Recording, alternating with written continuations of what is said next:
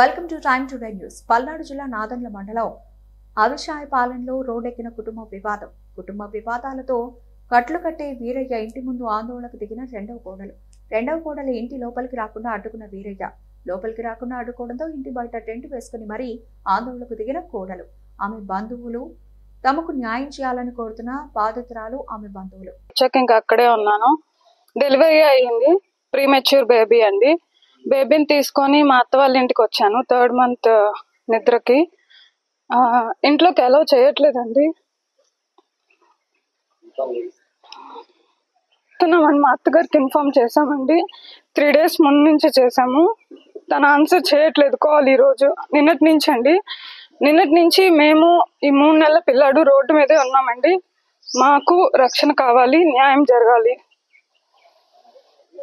నా పేరు వీరేంద్ర చౌదరి, పునాటి. మా నాన్నగారి పేరు వెంకటేశ్వర్లు గారండి. మాది అవిశాయపాలెం గ్రామం. తిను నా భార్య చందన అండి. తను ప్రెగ్నెన్సీకి ముందు మేము వాళ్ళ అమ్మగారి ఇంటికి వెళ్ళామండి. తన ప్రెగ్నెన్సీ వచ్చిన తర్వాత, డెలివరీ అయిన తర్వాత మళ్ళీ బేబీని తీసుకొని మూడో నెలలకి నిద్రకని వచ్చామండి. యాక్చువల్లీ 3 రోజుల క్రితమే వాళ్ళకి ఇంటిమేట్ చేసాం. మేము ఈరోజు వస్తున్నాము అని చెప్పేసి ఇంటిమేట్ చేసామండి. అయితే నిన్నటి వరకు బాగున్నారు, కానీ ఆ వచ్చే టైంకి వచ్చేసరికి ఫోన్ స్విచ్ ఆఫ్ చేసేసుకొని బయట తాళాలు వేసేసి లోపల కూర్చొని మాకు ఇబ్బంది పెడుతున్నారు, బాగా ఇబ్బంది పెడుతున్నారు. ఎంత ఇబ్బంది పెడుతున్నారు అంటే 3 నెలల బాబుని పట్టుకొని రాత్రి అంతా చలిలో కూర్చొని ఉన్నామండి. అంత ఇబ్బంది పెట్టారు. మాకు న్యాయం జరిగేలా చేయాల్సిందిగా మిమ్మల్ని కోరుతున్నాం. నా పేరు వీరేంద్ర చౌదరి, పునాటి. మా నాన్నగారి పేరు వెంకటేశ్వర్లు గారండి. మాది అవిశాయపాలెం గ్రామం. తిను నా భార్య చందన అండి. తను ప్రెగ్నెన్సీకి ముందు మేము వాళ్ళ అమ్మగారి ఇంటికి వెళ్ళామండి.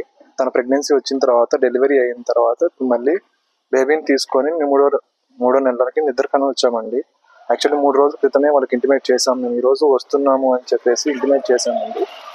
అయితే నిన్నటి వరకు బాగున్నారు, కానీ ఆ వచ్చే టైంకి వచ్చేసరికి ఫోన్ స్విచ్ ఆఫ్ చేసేసుకొని బయట తాళాలు వేసేసి లోపల కూర్చొని మాకు ఇబ్బంది పెడుతున్నారు, బాగా ఇబ్బంది పెడుతున్నారు. ఎంత ఇబ్బంది పెడుతున్నారు అంటే 3 నెలల బాబుని పట్టుకొని రాత్రి అంతా చలిలో కూర్చొని ఉన్నామండి. అంత ఇబ్బంది పెట్టారు. మాకు న్యాయం జరిగేలా చేయాల్సిందిగా మిమ్మల్ని కోరుతున్నాం.